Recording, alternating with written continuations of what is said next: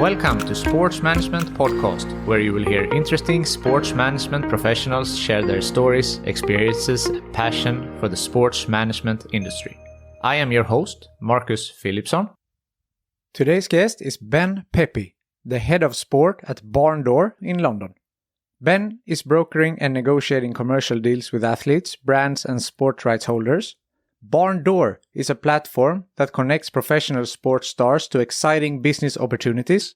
He has worked together with several athletes, one of which the boxer Anthony Joshua. What is athlete IP? How good of a golfer is Ben actually? All of this and more in today's episode with Ben Peppi. Ben Peppi, welcome to the Sports Management Podcast. Thank you. How are you doing? I'm very well, thank you. How are you, Marcus? All is well here. And I'm very happy to talk to you. You are the head of sports law services at JMW. So can you tell us a little bit about that role and what you do? Absolutely. So as you said, I'm head of sports services at JMW Solicitors. We are a full service national law firm in the UK. We have 3 offices across the country, head office being in Manchester, where we have circa 450 people. I work out of our London office that we opened in May of 2019, so just coming up to 3 years ago. There's now 130 of us there, and we have a satellite office in Liverpool. Within my role is kind of split into 2 things really. So one, as you alluded to, I'm head of sports services within the law firm. What that essentially entails is 2 things really. So I co-lead our sports work as a business. So I mentioned that we're a full service law firm, which means that we do everything across the board. So we act for talent on the private client side of things, whether it's buying them houses, whether it's helping them with their wills, trust, estate planning, whether it's their prenuptial agreements and so on, all the way through to working on the corporate and commercial side within sport, obviously with football clubs, with national governing bodies, with agencies, more recently with sports technology businesses, doing everything from their corporate work, commercial work, IP, employment, litigation, and so on. So I kind of oversee our sports work. I actually sit alongside our legal team in a commercial advisory capacity. So when we're working on deals, it's typically me managing, brokering, negotiating those deals. And then I will bring in our legal team to do relevant, obviously, drafting of contracts. And then the other side, obviously, is as leading the team, I help to grow our business within sport. So that's kind of the JMW side. And then I'm sure we'll talk about the Barn Door side a little down the line. Yeah, we can stay on the JMW for now. Mm-hmm. You mentioned contracts. We have had a few guests previously that are sports lawyers that have talked about the process. So the listeners, I think, are a little bit familiar with the topic at least. But anything that you can tell us now coming out of the pandemic, how has that been working? Has there been any, force majeure issues or anything specific with regards to the legal work now during the last 2 years?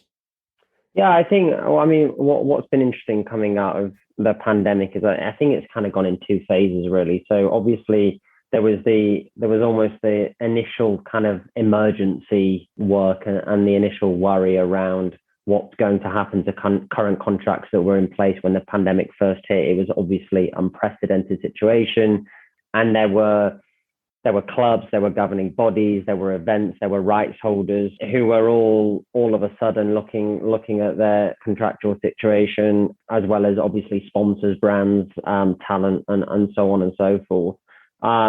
Looking at what was going to happen, you obviously mentioned the obvious one, which was force majeure. And I mean, the whole time that I've worked in the industry, a pandemic has obviously never factored into a force majeure event, whereas now it did. So I think, so the initial phase was very much kind of reactive, which was, as I said, which was kind of the emergency review of current situations, given everything that was going on, given that sport shut down, as we know, for a significant amount of time, and what that ultimately meant for broadcast, media, sponsors, etc., etc.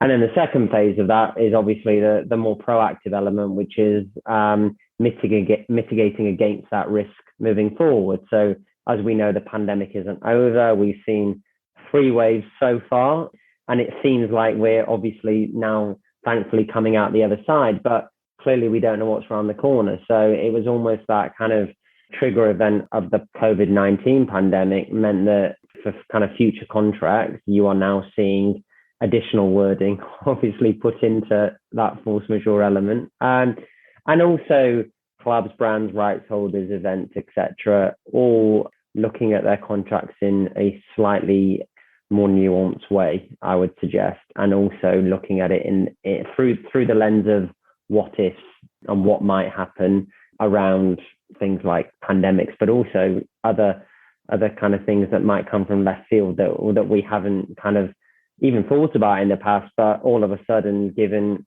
the significant loss of revenues across the sports industry over the last 2 or 3 years, there are, as I said, events and rights holders and clubs and governing bodies who are going to be mitigating against kind of future risk. Absolutely. Yeah, I'm sure that there are people will oversee their contracts going forward and adding some extra clauses. Absolutely. When you're working with the athletes and you're representing athletes, are you also acting kind of as their agent as well? So we absolutely are not their agents. So my background is I was a sports agent for a number of years. I represented talent at a very kind of reputable football agency, and then moved across into the kind of the commercial side of sport at a company called Lagardère Sports, who are now known as Sport 5. And then within our current role, yes, so we absolutely are not agents. We actually work alongside either the talent agents, we work with talent directly, we work alongside their advisory team on deals. So our role is not to replace the agent, but it's almost to work in partnership with the agent, or if the talent wants to work with us directly, then they are more than capable and always and often willing to. But we would always kind of seek approval from their agent in the knowledge of understanding what our role is within that. So where we actually work with talent is twofold. So as I alluded to earlier, where our value add offering as a legal services provider is we kind of split our role into two. So we have our kind of legal team who are doing all relevant kind of reviewing a contract and drafting contracts and doing all the relevant kind of legal work around deals. And then you have myself, who sits as a non-legal commercial advisor within our team, where I essentially help to manage, broker, negotiate deals based on previous experience, but also provide commercial advice around deals that sometimes you may not typically get from a law firm, or you may not get from your lawyer. So that's where I kind of complement our legal team very well, and where again we work with it. So we almost sit at that kind of point between legal advisor agent, and then we kind of sit. I sit kind of in the middle of those two elements, and that's when we're working talent side. And obviously, when we're working brand or kind of agency side or startup side, then we're purely working on their behalf, providing commercial advice around a deal as to what should a deal with an athlete look like, what suite of rights should we be looking to get from them if we're going to do a brand ambassador deal, what's par value. As I said, what suite of commercial rights should we get? How many content appearances? How many social media posts? What intellectual property are we able to use? Is there any commercial negotiation around royalty models and revenue shares on specific lines of product, and so on and so forth? So on the talent side, we, yes, absolutely work alongside their agents as opposed to acting as their agent. And then obviously on working kind of either brand or business side, we very much kind of utilize our experience of working with athletes and working for talent in helping them to understand and shape what a deal should look like. That's super interesting, and it's so great to hear how diverse the job is. And you say you work directly with the talent or with the startup. I mean, it's very interesting to see the different aspects. Yeah, absolutely. And also I think where the industry has slightly shifted is historically you would get very traditional kind of brand deals with talent, right? So you would have Nike, you would have Coca-Cola, you would have Rolex, etc., partnering with talent. And absolutely that still forms a large part of kind of the traditional so-called brand ambassador industry, brand endorsement deals with talent. You see it across the globe. Obviously, we know who the high-profile athletes are who command significant rights fees to become ambassadors for these very well-known blue-chip brands. Where things are slightly evolving is that earlier stage businesses, challenger brand startups are now finding more creative ways to work with talent. And as their trusted both legal provider and also commercial advisor, we are there not just to make sure that the deal is sound from a legal perspective, but also to make sure that they get the best bang for their buck as such from a commercial perspective, in understanding the nuances around what that deal looks like. Deals with talent are very different depending on who the athlete is, what sport they're involved in. If they play for a club, you obviously have to take into account who the club's partners are in their image rights deals with their club. So there are so many factors at play when it comes to a deal that it's not just simply a case of, as you say, reviewing a contract, looking at the so-called legal jargon and nothing else. It's very much acting as a kind of a wider business and commercial advisor to either the athlete or the brand, in making sure that the deal is sound from a commercial perspective as well. That's what makes it interesting also, right? Absolutely, 100%. So yeah, it's if the day job was simply just checking contracts and as I said, reading through clauses, then it's suited to certain types of law, but working with athletes, that's certainly not the case. So yeah, absolutely. Each day is different, which is always a good thing. You mentioned in the beginning also, in addition to your work at JMW, you also do some work for Barn Door. What is that, and what do you do there? So the kind of the backstory to Barn Door is very interesting. So the founder of the platform, and I'll obviously explain what it is in a second, but this will kind of provide a backstory to why the platform was launched. And it's a business that I now lead and manage out of JMW. So the founder was, he's a board member of our firm. He's a commercial litigator by trade. And he had a core client base of two categories of clients, basically. One was sports stars and one was entrepreneurs. And one morning he had a meeting with an entrepreneur, and the founder of this startup business had created a really innovative piece of wearable technology that would fit inside a boxing glove. So it was like a chip that would measure punch data, speed, how many punches you throw within a certain amount of time, et cetera, et cetera. And this founder specifically was looking for two things. The first was investment to help obviously take the business to market and so on. And the second was brand awareness. So obviously, as a business in the boxing industry, he thought that a boxer would provide or be the perfect brand ambassador for the business, basically. The very same afternoon, he was with another client of his, which was a boxer coming up to retirement, who was having a conversation with him saying, don't really know what I want to do next. I'm coming up to retirement. I want to get involved in a few projects. And there was the light bulb moment for the founder of Barn Door to say, well, I was with this founder this morning, boxing startup. Why don't I connect you? They're looking for investment and they're looking for a boxer as an brand ambassador. And that connection was the start of what Barn Door is today. And what Barn Door now is a confidential online platform that as of today has 217 athletes on it across 27 different sports. They're young, current, retired, they're male, female. And it's everything from Premier League footballers through to, we've got England Rugby Union Cricket World Cup winners. We've got 75 Olympians and Paralympians. And the whole premise behind the platform is that we want to help athletes prepare for their life beyond sport so that when they retire, they don't fall into, sadly, the problems on transition that we're all too familiar with when it comes to talent. And the way that we do that is by connecting them to new business and active commercial opportunities. And I use those terms loosely, very deliberately, but it typically breaks down into one of four types of deal structure. So the first is investment into early stage businesses. They are businesses, using the example I just gave, in sectors that are going to resonate with the athletes, right? So it's sports technology, it's health tech, it's fitness, nutrition, media, esports, etc. The second is traditional brand ambassador work that obviously we spoke about earlier. The offshoot of that, which is something I'm sure we'll speak about later down the line today, is IP equity deals. So a huge trend now is early stage businesses looking to work with athletes. They can't afford to pay them. How do they incentivize them? They'll look at deals structured around equity relative to the image rights value of that athlete, obviously geared against specific contractual obligations, KPIs, and so on.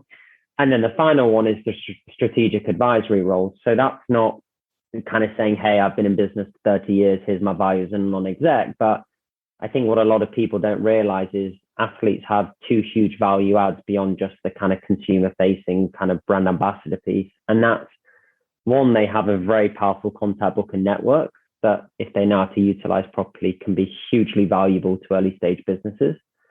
And secondly, they've got an industry expertise. So whilst they can't advise on tech behind a product, as an example, if I've got a wearable piece of technology, they can certainly advise on the type of data that they feel as an elite level athlete should be captured, or if it's a product, if it's a recovery product, as an example, they can advise on their recovery regime as an elite level athlete, whether it's a boxer or a footballer or a rugby player, to help with new product development, right? So they have huge value add in a strategic advisory capacity beyond purely the front facing element. So that's kind of where that fourth kind of strategic advisory piece comes in. So in essence, we have our athletes, we have a whole load of early stage businesses and challenger brands within the sectors that I spoke about.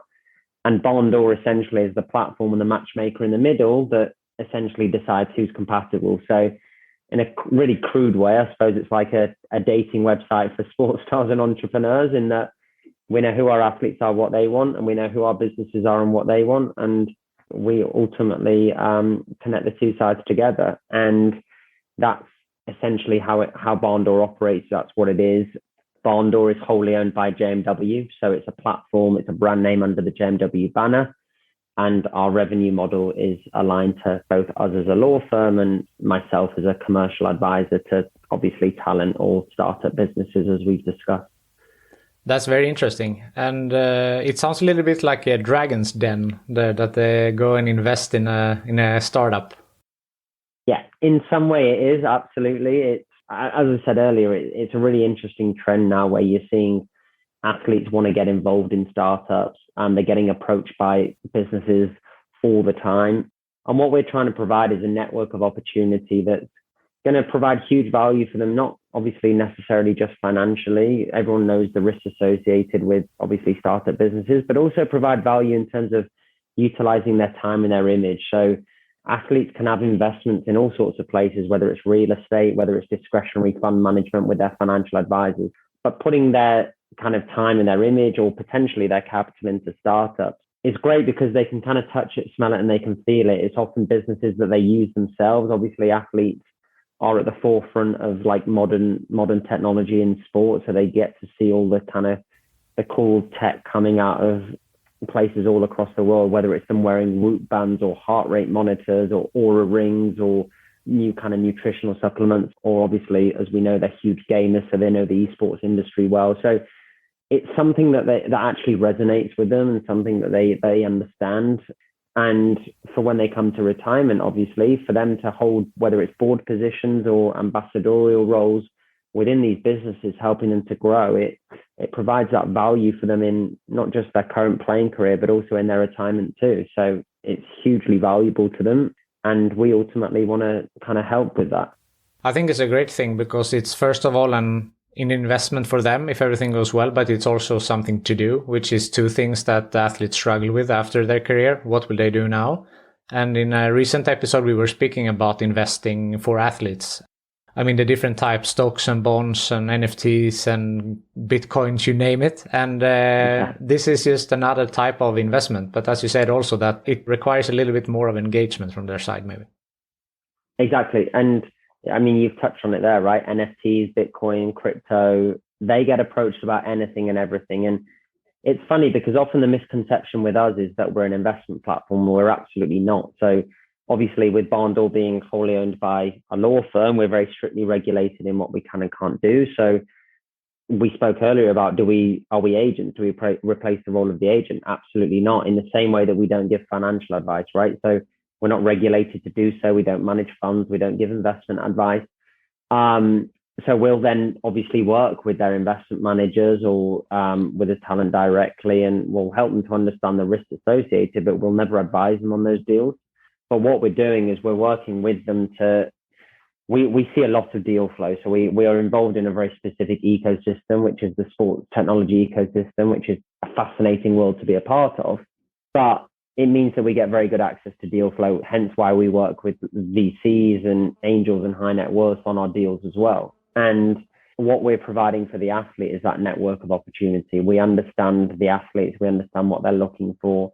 And you're absolutely right that it's a case of they see all the trends, they hear all the trends, whether it's Twitter, Instagram, whether it's being approached. And yeah, as I was saying, like people often approach us and go, hey, footballers are rich, let's get them to invest in my business. And my answer to everyone is always the same, that the value that athletes drive to businesses has got nothing to do with their capital, because if these businesses want strategic capital, then they're better off going to VCs, private equity, angels, high net worth from a capital perspective.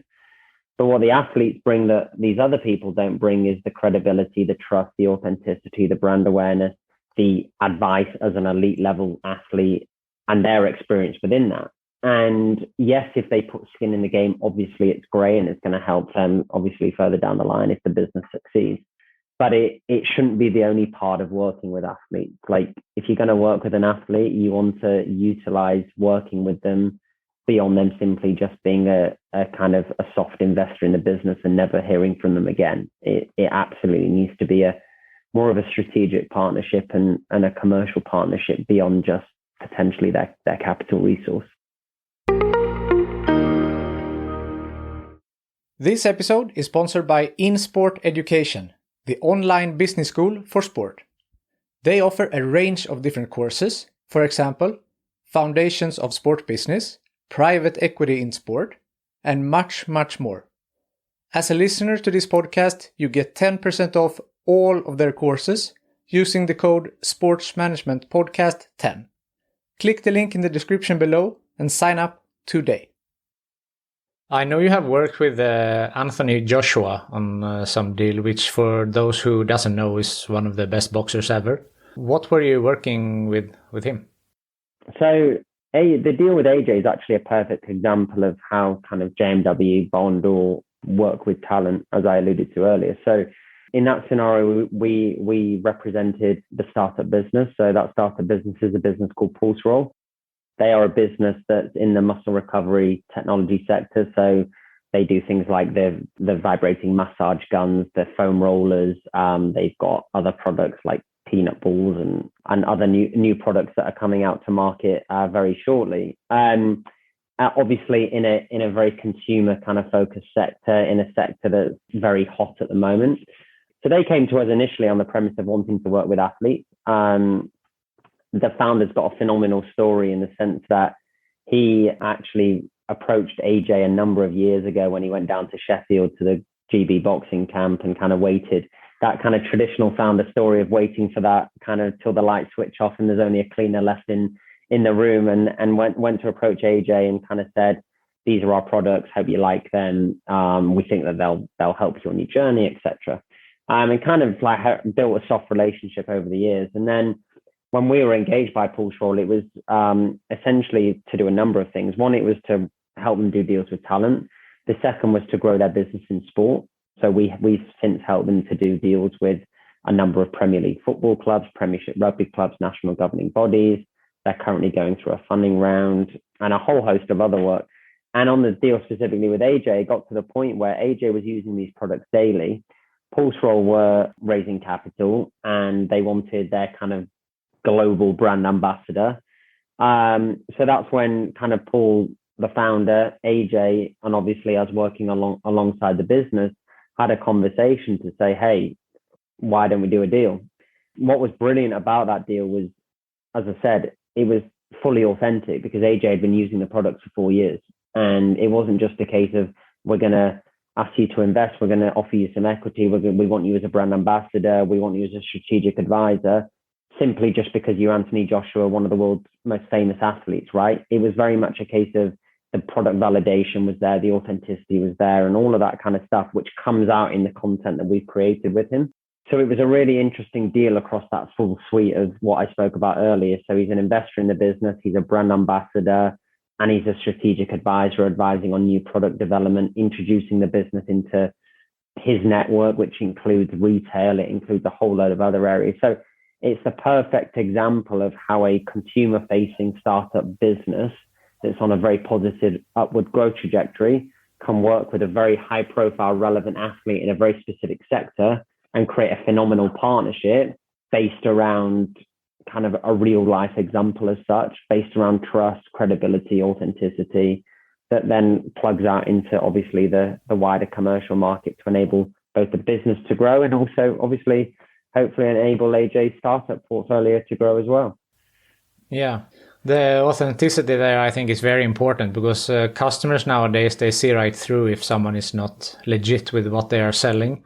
So has that sometime been an issue if you see you have a company, you have the athletes, but you just don't see like the connection? Yeah, and in that scenario, we'll be very clear to say you've got to be very careful with the content you put out because, as you say, yeah, I mean, you've seen it recently with all the footballers' NFTs, right? It's like you can tell what's behind the deal, and often you'll sometimes get athletes, whether current or retired, endorsing all sorts of different brands and businesses where the only reason that they're doing it is because of the paycheck at the end. You know that the social media post that's been written has been written by their team, not them. So it's critically important now that in the modern consumer, whether it's a millennial, it's a Gen Z or whoever it might be, their attitude to this stuff is very different. They see, as you say, they see right through it. So it's a piece of advice that we always give, but it's imperative that there's actually a genuine connection there between the business or the brand and the athlete. Otherwise, there's no traction, there's no ROI for the business, and for the athlete, it's great from obviously potentially from a financial perspective, but it does nothing for their kind of, I suppose, IP value in the long term. And if you chase money, it potentially can preclude you from other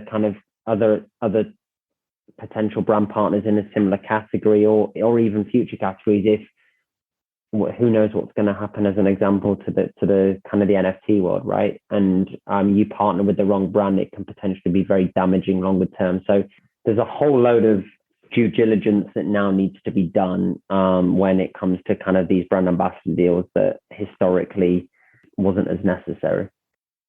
You said the IP value. Can you elaborate a little bit on what is that exactly?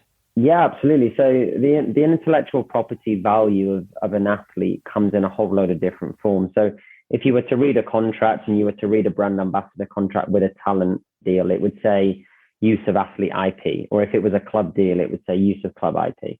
What that typically relates to from a talent perspective is the name of the athlete, the image of the athlete, the voice of the athlete, the likeness of the athlete, and so on. So when you do a deal with all the logo of the athlete and so on, and the same applies to the club, right? It's the club logo, it's the utilization of the club's intellectual property in different forms, whether it's on packaging, whether it's on Anthony Joshua on a Lucozade bottle as an example, and so on. All of that is the intellectual property of an athlete.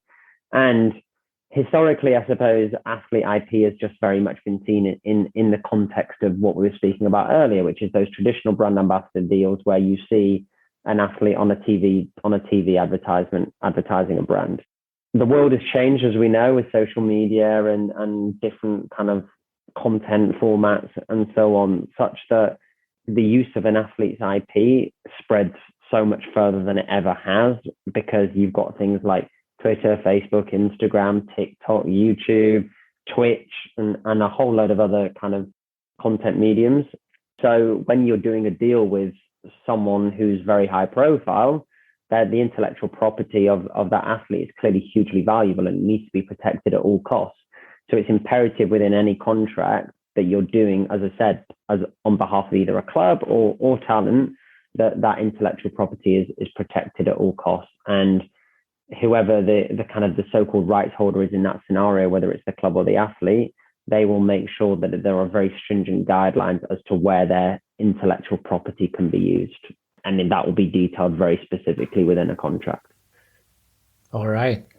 So I guess obviously then the IP of Messi is higher than that of a less profile player, and that goes as, I mean, how you evaluate anything. So exactly, and that's where you determine the value, right? So when someone says David Beckham got paid X many millions for endorsing whatever brand it might be, that's referring to his intellectual property value, and there will be a kind of a baseline value for that athlete's IP, but then the more, in essence, the way to look at it is athlete time is money. So the more you want to utilize them, the more you want to do with them, the more it's going to cost you. So a traditional brand ambassador deal might be a 12-month or a 24-month deal where you get one content appearance a year. So you get to shoot some content with the athlete, you get use of their IP, you get maybe one, and I'm talking in very kind of generic terms here, one social media post a month.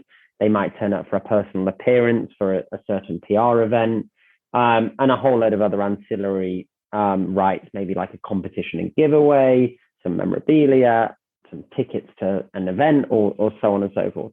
And that would typically be your framework. Now, if you were a brand and you said, actually, look at it as if you're going to the supermarket with a prepaid shopping card, and everything in the supermarket has a different value. You know how much you've got to spend. Certain things cost more than others, right? So if you wanted to do an extra content appearance, it's going to cost you a lot more than simply if you just want another signed shirt or a signed boxing glove, as an example.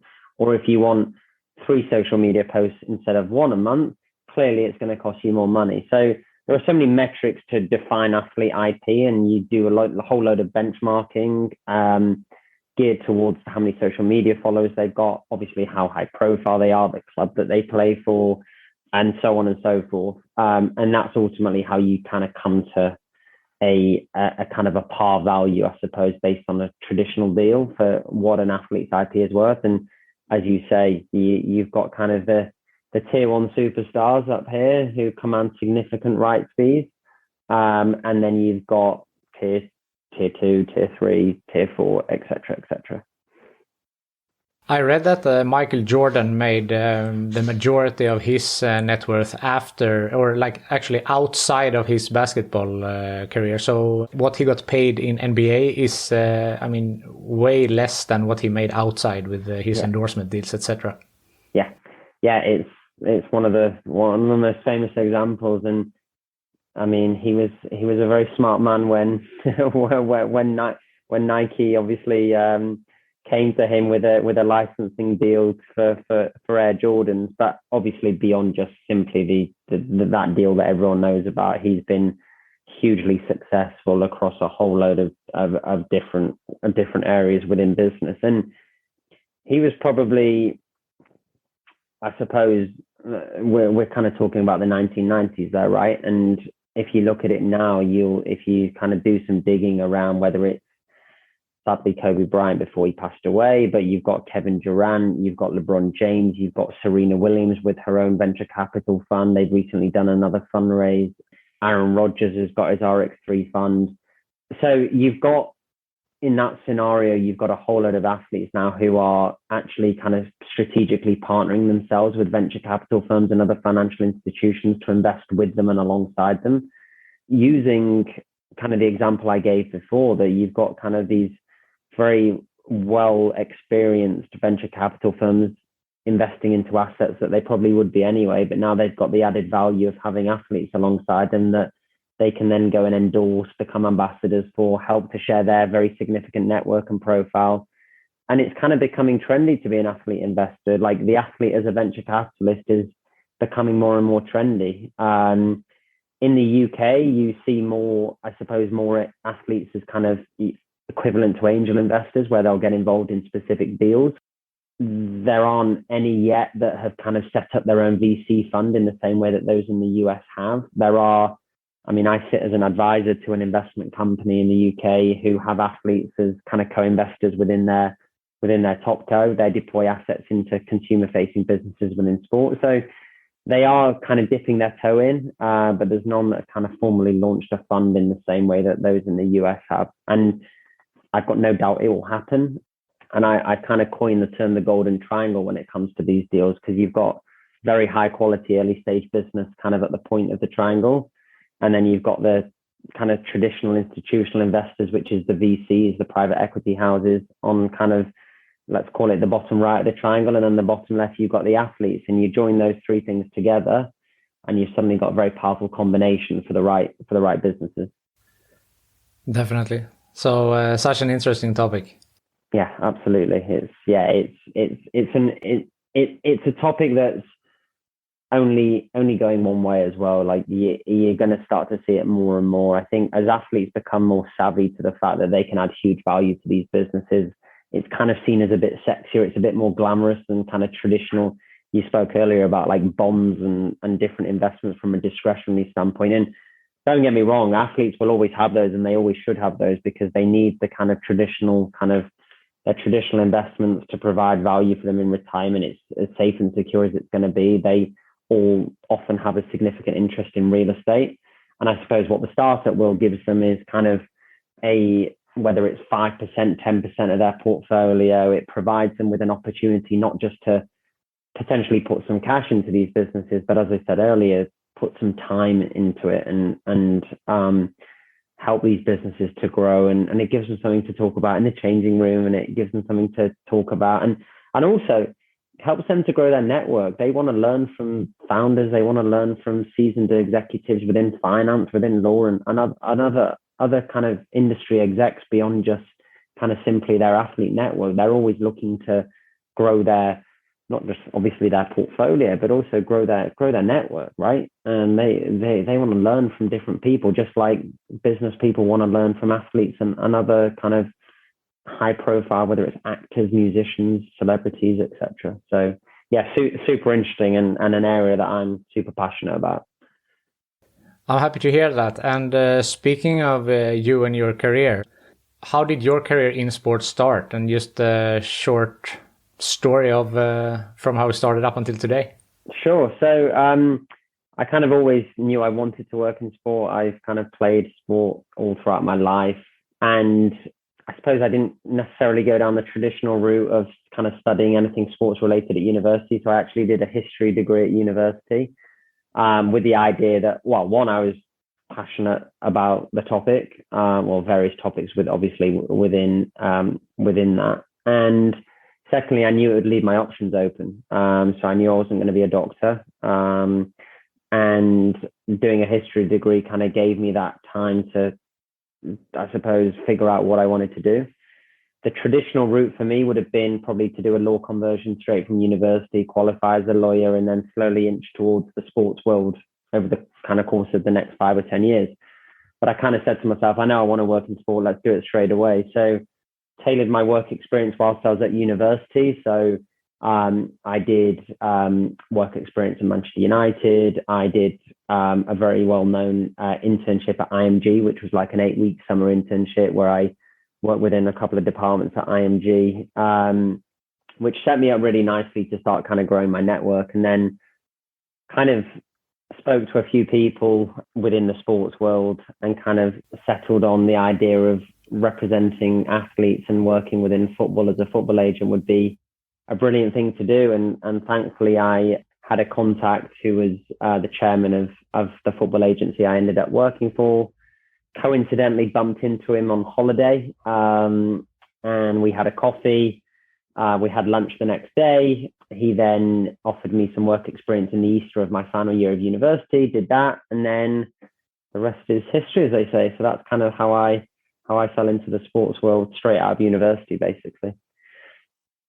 I have read that you have quite some skills as an athlete as well, both in football, golf, and tennis. Is that true?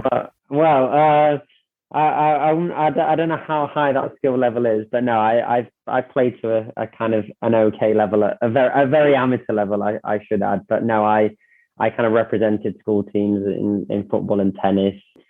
Played football at university for the university team. Was president of the university football club.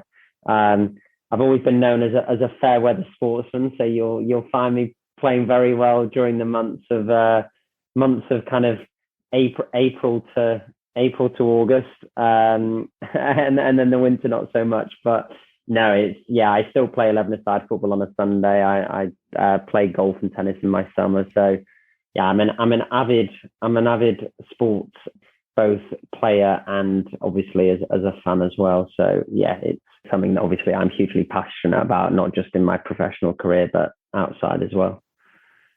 I see the Alex Ferguson book behind you. Is football the main sport? Yeah, I'd say that, yeah, football is kind of my number one sport. And then I think closely followed, well, golf will definitely be kind of second, and then tennis third. But yeah, I mean, I'm into obviously F1, rugby, cricket. Everyone is into F1 after Drive to Survive. Yeah, it's crazy. I've even got my sister messaging me at the weekend saying like she's got young kids and she's up early with the kids and she's there watching the Australian Grand Prix and telling while I'm waking up and being told who's won it. So yeah, and that's all come from her watching first 2 seasons of Drive to Survive with her husband. So yeah, it's unbelievable. I mean, the viewing figures in the US as a result of Drive to Survive, who are now watching. I mean, you've probably seen the news about the media rights for F1 in the US, and when you look at what's being paid currently compared to what's being touted at the moment, I think a large proportion of that should be attributed to Netflix and Drive to Survive, because it's unbelievable. But it just shows the power of content, right? So definitely, it shows that it works. Yeah, and the behind the scene contents, especially, that's what the fans want to see. Exactly, absolutely. They want to get to know. I think with like the all or nothings with talent or with clubs as an example, it's slightly different, because they just kind of want to see what actually goes on behind the scenes, and they want to see obviously like what goes on between players and managers and all this kind of stuff. What do players do in the spare time and this kind of thing. Whereas I think what's really interesting about the Drive to Survive element is there is so much that goes into Formula One, and it's just a completely eye-opening experience to see everything that goes into a race weekend, right? Yeah. So, and it's obviously a very glamorous world. So it's a great watch. Definitely. Yeah. Approaching the end here, is there something that I haven't asked you that you feel is important to mention? So something you've not asked me that I think was important. I don't think so. I think we've covered. I think, as I said earlier, the area that I'm super kind of passionate about, and the area that I see real kind of growth in, is the value that athletes are driving to kind of early stage businesses. And it's probably one of my frustrations that in the UK and Europe, it doesn't necessarily follow the US model currently, but it will do in a few years, which is the same as a lot of things, right? It's the same as the investment landscape. The startup world in the US was developed before it was in the UK and Europe. And it's the same with athletes getting involved in these businesses. And I think as I said, there's often a misconception that athletes can't or don't provide or drive the value to businesses that they could. And I think the more founders that I work with, the more founders realize that working with talent is actually really valuable. And yeah, we've not necessarily touched on like the trends within the sports technology ecosystem that are attributable or applicable for athletes over the course of the next 5 years, of which there's numerous. You've obviously touched on NFTs and other kind of new technologies, but we kind of, again, we touched on content, right, with Netflix Drive to Survive. So there's so many areas now within this kind of whole ecosystem that we just weren't even in the conversation 5 years ago. And it's just going to be fascinating to see more success stories, see more athletes get involved with a number of these businesses, and you'll see that kind of into kind of link between, or I suppose you'll see athletes working more at the intersection of sports media technology way more than you ever did within the startup world. And it's definitely something that we should all keep an eye on, including all the listeners and yourself, Marcus, and obviously me too. So yeah, all very exciting. Definitely. So much is happening. Maybe we need to do a part 2 here later down the road, see what has happened since. Would love to. And even maybe get an athlete on to talk about their investments as well. Yeah, that's a very good idea. And it's a great segue into my next question, which is also the last one. It's, if you could choose the next guest on this podcast, who would you choose? So it would definitely be, I think you've probably mentioned him actually, because we've been talking about athletes as investors and successful athletes, investors. How did they do it? How did they become as successful as they did? What was their light bulb moment during their career to enable them to get involved in all their ventures outside? And you mentioned Michael Jordan, right? And he's the most successful of them all. So why not shoot for the stars? Excuse the pun. So yeah, definitely. Why not? In a previous episode, they suggested Tiger Woods. So I have some work to do here. Tiger would certainly be the guys. I've got 3 sporting kind of heroes, and Tiger Woods is in those 3, and just the guy's mental resilience and mental strength is just remarkable. So yeah, Tiger wouldn't be a bad one. Then I need the other 2 as well. Rafael Nadal. So you can see the theme here with kind of like amazing competitors, and being a Man United fan and being lucky enough to watch Cristiano Ronaldo for a large proportion of the kind of peak of his early years was just it was unbelievable. So yeah, Ronaldo, Rafa Nadal, and Tiger Woods are my kind of 3 sporting pantheon greats. So yeah. That's a good list. Yeah, absolutely. Ben, Peppi, thank you so much for taking the time to be on the Sports Management Podcast. Pleasure, and great to talk to you, Marcus. Hopefully see you again soon. Thank you for listening to the Sports Management Podcast. Please hit the subscribe button so you don't miss out on any upcoming episodes. Also, feel free to leave a comment about what you thought about this episode. If you want to get in contact with me, send an email to sportsmpodcast@gmail.com or hit me up on Facebook, Twitter, or Instagram @sportsmpodcast. With the state of today's economy, it's more important than ever to invest in products that last for years to come. As the seasons shift and get cooler, make sure your closet is stocked with durable layers that stand the test of time from American Giant. American Giant's clothes work harder and are wearable season after season. Their greatest hoodie ever made is made from the highest quality materials that are cut and sewn right here in the United States. So you're investing right back in your local community. Choosing American Giant means taking a stand for American manufacturing and hardworking Americans, something other mega corporations don't care about. From fleece to knit, all in a range of colors for versatile daily wear, American Giant delivers everyday pieces designed for everyday life. Feel the difference of quality, made-to-last clothes from American Giant. Get 20% off your first order with code STAPLE20 at american-giant.com. That's 20% off your first order at american-giant.com with code STAPLE20.